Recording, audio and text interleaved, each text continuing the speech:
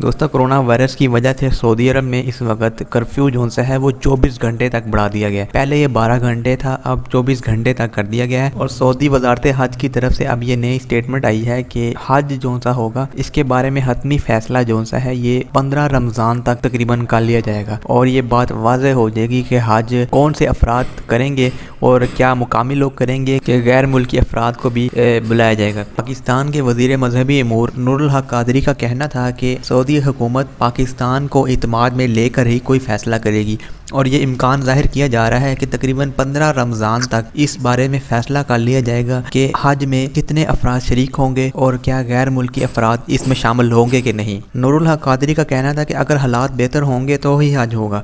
Saudi हुकूमत पाकिस्तान को इत्मीनान में लेकर ही कोई फ़ैसला करेगी, तमाम 15 रमज़ानुल मुबारक तक ये बात तय हो जाएगी कि हज होगा कि नहीं होगा। तो दोस्तों एक बात तो शायद इम्कान ज़ाहिर किया जा रहा है कि हज तो ज़रूर होगा, मगर उसमें यह होगा कि शायद मुकामी अफराद ही इस दफ़ा शायद हज कर सकें और पूरी दुनिया के लोग ना आ सकें। इस वक्त सऊदी अरब में 4000 के करीब केस हो चुके हैं और उनकी जो डेथ हैं वो 52 के करीब हैं। उनका जो ग्राफ है वो इंक्रीज़ हो रहा है, इसीलिए अब उन्होंने कर्फ्यू भी नाफज कर दिया है 24 घंटे के लिए, ताकि ये ग्राफ जो सा है ये नीचे आ सके। तो शायद इम्कान ज़ाहिर किया जा रहा है कि अगर 15 रमज़ानुल मुबारक तक ये कोरोना वायरस को किसी हद तक कंट्रोल करने में वो कामयाब हो गए तो हज के बारे में एक बहुत अच्छा फ़ैसला होगा। और उम्मीद की जा रही है कि शायद गैर मुल्की अफराद भी इस दफ़ा हज कर सकें। मगर अगर ये कंट्रोल ना हुआ तो फिर यही होगा कि हज तो होगा, मगर मुकामी अफराद जो से होंगे वो भी कोई ख़ास सिलेक्टेड अफराद जिनके मेडिकल क्लियर होगा वही इस दफ़ा हज कर सकेंगे।